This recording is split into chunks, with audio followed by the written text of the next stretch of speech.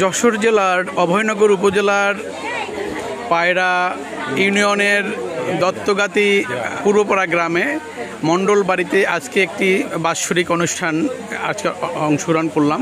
এই বাৎসরিক শ্রাদ্ধ অনুষ্ঠানে উপস্থিত বিভিন্ন ভক্তবৃন্দ আছেন এবং অনেক লোকের সমাগম। তো এই বাৎসরিক অনুষ্ঠানটা যার উদ্দেশ্যে তার নাম হলো অধীর মণ্ডল। এখানে অধীর মণ্ডলের স্ত্রীকে আমরা দেখতে পাচ্ছি, এখানে বুলু রানী মণ্ডল তিনি আছেন। এখানে অধীর মণ্ডলের ছোট ভাই মনোরঞ্জন মণ্ডল দাদা কাকু আছেন এবং এখানে মনোরঞ্জন মণ্ডলের স্ত্রী আছেন মিনতি মণ্ডল আছেন। তো আমি প্রথমেই একটু প্রশ্ন করব বুলু মণ্ডলের কাছে, যেহেতু তার স্বামী স্বর্গীয় হয়েছেন 3 বছর আগে। তো এই যে উনি প্রতি বছর এই শ্রাদ্ধ অনুষ্ঠানটা বা বাৎসরিক অনুষ্ঠানটা করেন, এই অনুষ্ঠানটি করার কি উদ্দেশ্যে অনুষ্ঠানটি করেন এবং উদ্দেশ্যটা কি এবং কেন করেন? উনি অনেক কষ্ট করে জীবনযাপন করেছে, তারপরে উনি হঠাৎ করে মারা গেলেন, কেউ জানে না। তার আত্মার শান্তির জন্য আমি যত চেষ্টা করবো, আমার প্রাণ দিয়ে আমি চেষ্টা করব তার আত্মার শান্তি হয় যেন। সে জীবনে যা কষ্ট করে গেছে তা আমি বাঁচে থাকতে আমি বলতে পারবো না। এবং আমার ছেলেও বৃন্দাবনে 5,000 টাকা পাঠাই দিয়েছে এই 3 তারিখ বাবার আত্মার শান্তির জন্য। আপনার সন্তানরা তো ভারতে থাকে, আপনি যতদিন বাংলাদেশে আছেন, এদেশে আছেন, আপনার স্বামীর জন্য, স্বর্গীয় স্বামীর জন্য আপনি প্রতি বছর এই কাজটি করে যাবেন। যতদিন এই জায়গায় থাকবো, যদি আমি পারি 1 টাকা পারি, তাও সেই 1 টাকাই দেব। কিন্তু আপনি এই কষ্টের মাঝে যে টাকাটা আপনি প্রতি বছর খরচ করেন, সেই টাকাটা যদি আপনার জমা থাকে তাহলে তো এটা আপনার কাজে লাগবে। তো এত টাকা ব্যয় করে এই অনুষ্ঠানটা করতে গিয়ে প্রতি বছর পারবেন আপনি? সম্ভব? ঠাকুর জানে। আমি আজকে যদি বলি সবার সামনে, আমি জানি না এই কাজ উদ্ধার করলে 3 দিন স্বপ্নে আমার হাতে টাকা দিয়েছে, 3 দিন স্বপ্নে আমার হাতে টাকা দিয়েছে, কিন্তু আমি চেতনায় দেখি আমার হাতে একটা কাজ হচ্ছে। তারপরে আমি ঠিক আছে। বুলু রানী মণ্ডল তিনি আবেগে আপ্লুত হয়ে আসলে কথা বলতে পারছেন না, স্বামীর কষ্টে, স্বাভাবিক। ওনার স্বামীর আত্মার শান্তি কামনা করি যাতে তিনি স্বর্গবাসী হন। আমি চলে যাচ্ছি এবার অধীর মণ্ডলের ভাই মনোরঞ্জন মণ্ডল, তার কাছে জানতে চাই যে মনোরঞ্জন বাবু, আপনার ভাই পরলোক গমন করেছেন আরও 3 বছর আগে। তো ওনার জন্য আপনার মনের ব্যাকুলতা কেমন? দাদা আমার বাবার মতো কাজ করে গেছেন। আমি যখন আপদে বিপদে পড়ি না কেন, আমার সর্বসময় আমার সহযোগিতা করেছে, আমার সবসময় আমার মঙ্গল চিন্তা করে। আমরা 3 ভাই, বড় ভাই ভারতে, আর এখানে 2 ভাই আছি। আমার দাদা অলৌকিকভাবে 3 বছর আগে মারা গেছে। তা আমাকে ভাইতে ভাইতে এমন একটা মিল ছিল, আমরা কোনো জমি জমা ভাগ করিনি।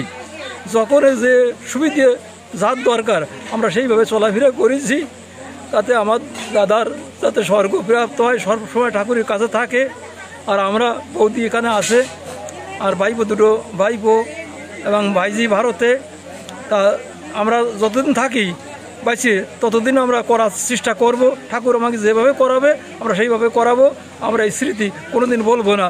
আপনার স্ত্রী, আপনারা তো একই সাথে আছেন, যেহেতু স্ত্রী মিনতি মণ্ডল, আপনি তো একসাথে আপনারা আছেন, একই ফ্যামিলিতে আছেন। তো আপনার কাছে জানার একটু ইচ্ছা যে আপনার ভাসুর যে মারা গেলেন, উনি মারা যাওয়ার কারণে আপনার অনুভূতিটা কেমন, আপনার মন কেমন লাগে তার জন্য?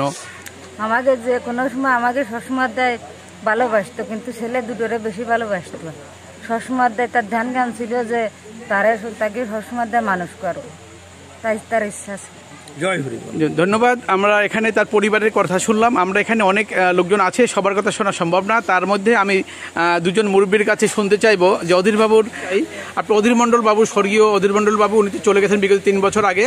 তো উনি সমাজের জন্য ব্যাপক কাজ করেছেন বা করার প্ল্যান ছিল, কিন্তু চলে যাওয়াতে অনেক কাজই করতে পারেননি। আপনার কাছে জানতে চাই অধীর বাবু এই সমাজের জন্য কি কাজ করেছেন এবং কি কাজ সামনে করতে চেয়েছিলেন, সংক্ষেপে যদি বলেন। জয় হরি বল। অধীর কাকা একজন মহৎ মানুষ ছিল। সে যার বিপদ আপদ ছিল সে তখন সবাই বইত এবং সুবুদ্ধি দিত, সবাই ভালো যুক্তি দিত। এবং আমরা এখানে আমাদের একটু বটতলা, সাধুর বটতলা নাম, সেখানে তার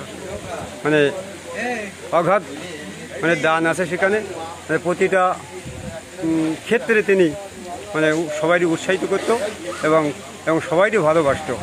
তার মতো একজন মানুষ হয় না। আমরা তারা হারিয়ে ফেলেছি। আমাদের একটা অঙ্গ নষ্ট হয়ে গেছে।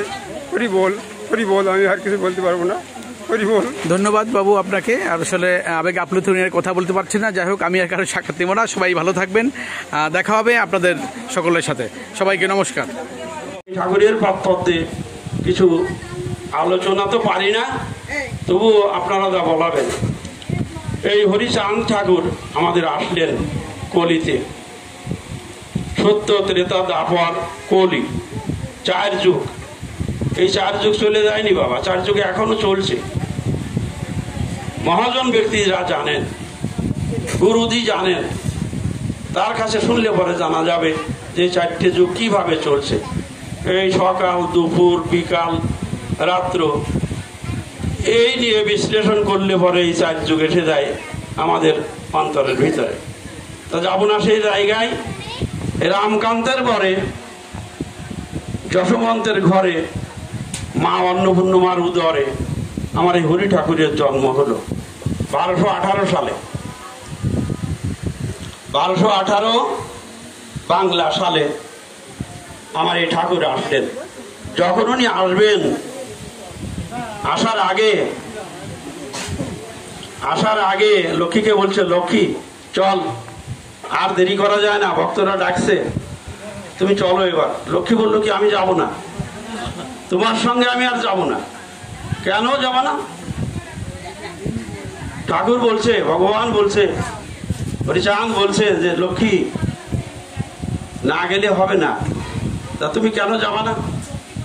তো বললো যে আমি যে সত্য ত্রেতা দ্বাপার বলি, এই 3 যুগে সত্য ত্রেতা দ্বাপার আমি তোমার সঙ্গে ছিলাম। তুমি আমাকে কোনো সময় সুখ দেওনি, আনন্দ দেওনি, শুধু কান্দাইছো। তা আর কান্তি তোমার সঙ্গে আর আমি যেতে চাইনি। তো বললো এবার চল, এবার আমরা সুখ দেবো, আনন্দ দেবো। কিভাবে দেবো? আমরা গার্হস্থ ধর্ম করব। আমরা এবার গার্হস্থ ধর্ম পালন করব, নিচকুলে জন্মগ্রহণ করব। আমরা মনুষ্য রূপে মানুষের মাঝেই আমরা এই আনন্দ লাভ করব। তুমি চলো। তা বললো ঠিক আছে, তুমি যখন বলছো তো আমি যাব, তবে এখন না, তোমার সাথে যাব না। তুমি যাও, দেখি কেমন চলে, তারপরে তোমার আশা পূরণ করব, আমি যাব। তাই উনি আসলেন 1226 সালে। 1226 সালে, 8 বছর পরে। উনি আসলেন 18 আর উনি আসলেন 26 সালে। জিকে বাড়ি। বাবা জন্মগ্রহণ করলো সফলাডাঙ্গায়, সফলানগরী, আর মা জন্মগ্রহণ করলো হচ্ছে জিকে বাড়ি, লোচন প্রামাণিকের ঘরে। বাবা ওখানে একবার যাওয়া সৌভাগ্য হয়েছিল। যদি যাওয়ার কথাটা বলতে যাই করে আধা ঘন্টা লেগে যাবে। আজকের অনুষ্ঠান সূচি শুভ হোক, সুন্দর হোক। একবার হরি হরি বলো, হরি বল, জয় হরি বল। গুরু কৃপাই কাবলম, গুরু কৃপাই কাবলম। আর আমার বয়সে ছোট যারা আছে তাদেরকে জানাই আমার প্রীতীয় শুভেচ্ছা। বর্তমান সময়ে আমরা এমন একটি সৃষ্টি করবার পরে তিনি এই মানব জাতিকে সৃষ্টি করেন। তো মানব জাতির প্রথম মানুষ ছিলেন মনু এবং শতরূপা। নমস্কার করবেন না, আপনারা সাধু সবাই এসছেন, আপনারা কারা একটু শুনে যান। মনু এবং শতরূপাকে সৃষ্টি করেছিলেন। কে সৃষ্টি করেছিলেন? ব্রহ্মাকে বলেছিলেন যে স্রষ্টা, যে তুমি সৃষ্টি করো।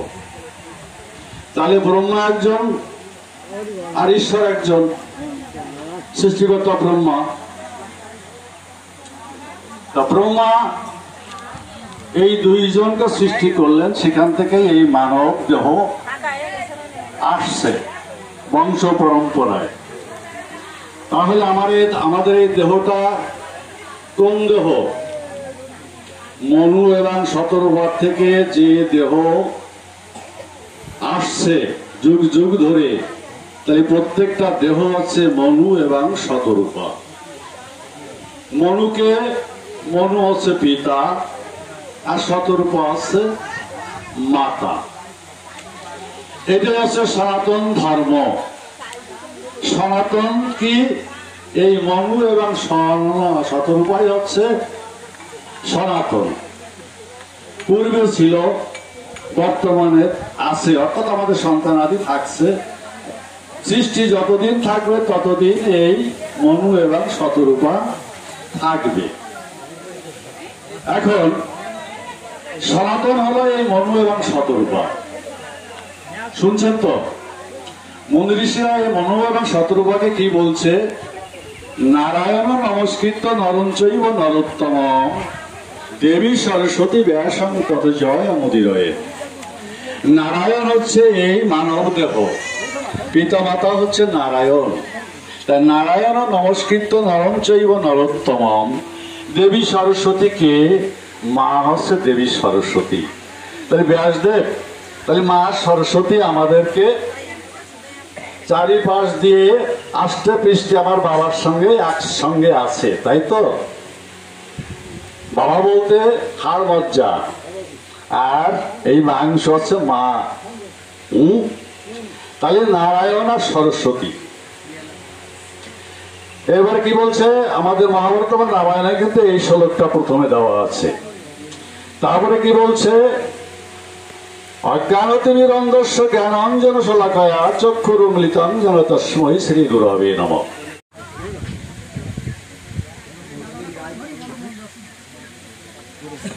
জেনে নেই যে বাবু অধীর মণ্ডল তিনি কেমন ছিলেন। জয় হরিবোল। এই অধীর বাবু একজন ব্যবসায়ী ছিল এবং সব মনের মানুষ ছিল। ওনার সবসময় লক্ষ্য ছিল যে আমার গ্রামে বা এলাকায় যদি কোনো ধর্ম অনুষ্ঠান হয় সেখানে সাহায্য সহানুভূতি করা, এবং প্রচুর অনুদান রেখে গেছে সে মন্দিরে এবং মন্দিরের স্কুল করার জন্য, শিক্ষা ছেলেমেয়েকে শিক্ষা দেওয়ার জন্য, তার যে ছাউনি পর্যন্ত ট্রেন দেওয়া এবং বহু টাকা পয়সা দান করে গেছেন। ইতিমধ্যে তার সেই মহানুভাব যে কাজগুলো ছিল করতে করতে হঠাৎ তিনি মৃত্যুবরণ করেন। আজ দীর্ঘ 3 বছর হয়েছে। সেটা পূরণ করার জন্য তার স্ত্রী আছে বেঁচে, সে স্বয়ং সম্পূর্ণ হয়ে সেই খরচগুলো ব্যয় করছে এবং সে চাচ্ছে যে আমার স্বামী যেটা করতো আমার বাড়িতে আমি ধর্ম অনুষ্ঠান করে আমার মনের ইচ্ছা পূর্ণ করবো, সে যেন সুখে থাকে। জয় হরিবোল। বিষ্ণু নিরাশ্রাং মান জগদীশ লক্ষ্য মানে বলবো না আমি কিছু। এবার কলিযুগে কে আসলো? গৌরাঙ্গ মহাপ্রভু। উনি কি নিয়ম নিয়ে আইছেন? হরেন না বই, হরেন না বই, হরেন না বই কে বললাম কাল ওই নাচতেব্য নাচতেব্য নাচতেব্য গতির উন্নতা। এই কলিযুগে হরিনাম ভিন্ন গতি নাই, গতি নাই, গতি নাই। এই হরিনাম আর হরিবোল এই নিয়ে চলতেছে আমাদের ভিতর ভয়ানক গণ্ডগোল। হরিপদ বাবু এসেছিলেন, উনি একটা কথা এত সুন্দরভাবে ব্যাখ্যা করে দিয়েছেন অমায়িকভাবে। এখন জননী জন্মভূমি সরকারি গরিয়সী, ইসলামও বলছে কি মায়ের পায়ের তলে ভেস্ত। আমি বলবো একটু চরিত্র পবিত্রবান ব্যক্তি যে ধর্মের হোক তাকে সম্মান করো, শ্রদ্ধা করো, কোনো জাতিভেদ করো না। যদি বলতে বলেন তাহলে আমি একটু বলবো, বলবো শোনেন। আরব দেশ, তারা স্বামী স্ত্রী 2 জন লোক, অত্যন্ত ধর্মপ্রাণ প্রার্থী, কিন্তু অত্যন্ত গরিব মানুষ। তারা পরের ক্ষেত্রে কাজকর্ম করে খায়। আজ ওই মহিলার গর্ভে যখন সন্তান জন্মগ্রহণ করেছে, ওর স্বামী মারা গেছে। তখন বলছে কি, হে আল্লাহ, তুমি আমার গর্ভে যে সন্তান দিয়েছ তাকে একটা সুসন্তান দিও। সেই পরম করুণাময় আল্লাহর ইচ্ছায় 10 মাস 10 দিন পরে ওই মহিলার গর্ভে সুন্দর একটা চাঁদের ন্যায় ফুটফুটে ছেলে জন্মগ্রহণ করেছে। ওই মহিলার সমস্ত দুঃখ মোচন হয়ে গেছে। ওই মহিলা পরের বাড়ি কাজকর্ম করে ওই ছেলেকে মানুষ করেছে। একটু সংসারে একটি পরিবর্তন হয়েছে। ওই ছেলেটাকে বিবাহ দিয়েছে একটা বড় লোকের মেয়ের সঙ্গে। বড় লোকের মেয়ের সঙ্গে তো আমার তো অ্যাডজাস্ট করে না, কিন্তু ওই মহিলার তো মেয়ে নেই, একটা মাত্র ছেলে। আর মেয়ে এলো তুমি বউ আমার মেয়ে, তাই যদি কোনো ক্ষয়ক্ষতি হয় বলে তো মা, ও মা ক্ষতি হয়ে যাচ্ছে, এটাকে মায়ের অপরাধ। কিন্তু ওই মহিলাটা সহ্য হয় না। একটা মিথ্যা কথা যদি 5 বার বলা হয় ওটা সত্যিই পরিণত হয়। ওই মহিলা বলতেছ ছেলেকে যে তোমার মা এ বলেছে তা বলেছে, নানানভাবে কান বিষাক্ত করে। ওই ছেলের কথা শুনে, বউর কথা শুনে ওই মাকে মারছে লাথি। তখন বলছে কত কষ্ট করে তোকে মানুষ করেছে, আজ তুই আমাকে লাথি মারলি, হে আল্লাহ তুমি আর বিচার করো। ওই মহিলার কথা আল্লাহ মেনে নেছে, কবুল করেছে। 2 দিন পরে ওর সে ছেলে মারা গেছে। ওই রূপবতী বৌমা কেন কেন থাকবে? ওই বুড়িকে ফেলে আজ চলে গেছে। ওই বুড়ো মাত্র জগতে আর কেউ না, অন্ধ মানুষ ভিক্ষা শিক্ষা করেছে। 570 খ্রিস্টাব্দে 12ই রবিউল 29 আগস্ট সোমবার প্রিয় নবী হযরত মুহাম্মদের জন্ম। উনি মরুভাস্কর বলা হয়, মরুর দেশের আলোর অন্ধকার থেকে মুক্ত করেছে জগৎকে। উনি 40 বছর পরে, 63 বছর বেঁচে ছিলেন, 40 বছর পরে মানুষের হৃদায়ত করেছে। ওই পথে ধর্ম প্রচার করে বেড়ায়। আজকে এখানে সাধু সুভাষ মনোরঞ্জনের বাড়ি। উনার তো সেই, ওনাকে চেনে না, আমি যে চণ্ডীদাস আমাকে চেনে না, নাম শুনেছি। এই পথ দিয়ে যাচ্ছে, অনেক দোকানিরা চাটা বিক্রি করছে। তো বলছে কি, ও বাবা ওই কবরটা কার? ওনাকে তো চেনে না। তা বলছে, ও তুমি বলে না, ও একটা মহিলা ছিল, জগতে আর কেউ নাই। ওই মহিলা কে? উনি যাই সেই মহিলার হাত ধরে স্পর্শ করে বলছে, মা তুমি আমার সঙ্গে এসো। যখন কবরের ধারে আসে তখন ওই মহিলা মূর্ছা গেছে। মূর্ছা শব্দ তোমরা জানো? অজ্ঞানে পড়ে গেছে। একটু পরে আবার স্পর্শ করেছে, করার সঙ্গে চৈতন্য বোধ হয়েছে। তখন বলছে, ওরে আল্লাহ, ওরে আল্লাহ, আমি কি দেখছি? আমার ছেলেকে কারা কবরে আযাব দিচ্ছে, আমি তো সহ্য করতে পারছি। তখন বলছে নবীজি, ওমা তুমি যদি মাফ না করো জগতে তোমাকে কেউ মাফ করবে না, তুমি তো মা। তাই বলছে কি, সংসার মাঝারে সাকারো আকারে পিতা মাতা দেব দেবী নমস্কুরু প্রভাতে।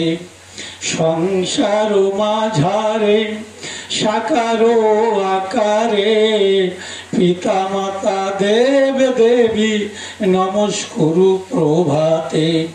হরি বলো, হরি বলো, হরি নামে গতি নাই। পিতা মাতা জগৎ গুরু, তার সেবা করা চাই। একথা সত্য। এরা কি চরিত্র পবিত্রবান ব্যক্তি, যে ধর্মের আকার সম্মান করে শ্রদ্ধা করে।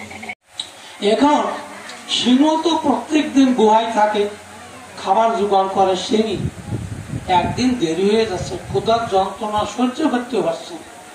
ওরা তো মাংসাশী প্রাণী, ক্ষুধার যন্ত্রণা সহ্য করতে না পেরে ধারে একটা নদী, সেই নদীর ধারে যাইয়ে অবাক নিয়ে, মামা 3 প্রকার, বাগ্নে কিন্তু 1 প্রকার আপনি। এখন খিদের যন্ত্রণা সহ্য করতে না পেরে ওই নদীর ধারে যাই গপ গপ করে গেছে, কাঁকড়া ধরে খাইছে। কাঁকড়া তো আসতে গন্ধ আছে। যখন ওই মাছ খেয়ে গোয়ায় ফিরে গেছে, ইত্য বছরে সিংহি বিরাট এক হরিণ ধরে নিয়ে ওই গুহার ধারে গেছে। যাইয়ে দেখে কি, ওই গুহার ধারে ঢুকে দেয় মাছের আসতে গন্ধ। তা বলতেছে, তুমি সিংহ মাংসাশী প্রাণী, তুমি সিংহরাজ, পশুরাজ, তুমি আজকে কেন মাছ খেলে? তা বলছে, আমি মাছ খাইনি। এখন তোমার কাজে গন্ধ বেরোচ্ছে। এই নিয়ে স্বামী স্ত্রীর ভিতর ভয়ানক গন্ডগোল চলছে।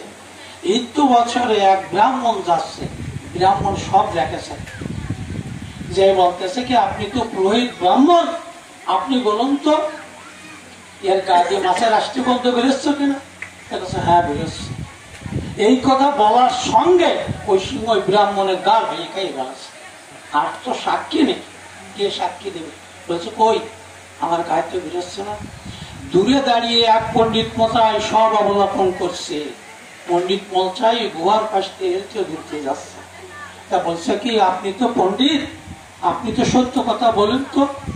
তা ওই পণ্ডিত মশাই বুঝতে পেরেছেন, পাতিশির ওর নাকের কাছে নাক নিয়ে যায়, বলছে কি সব শুনে, যে আমার এখন খুব সর্দির চাপ, আমি তো সত্য কথা বলবো না। সত্য কথা বললে তো আপনারা আমার গাল ভেঙে খেয়ে ফেলাই দেবেন, দেবেন? সত্য কথা বলার যুগ নেই। আজ ভুলো কথা থেকে রঞ্জিত বাবু এসেছেন, উনি লীলামৃত্যুর কথা অনেক ব্যাখ্যা করেছেন, কিন্তু উনি অনেক জ্ঞানী, জ্ঞান সমুদ্রের লোক, অনেক কথা বলেছেন। যাক, আমাদের বাড়ি তো দামোখালি,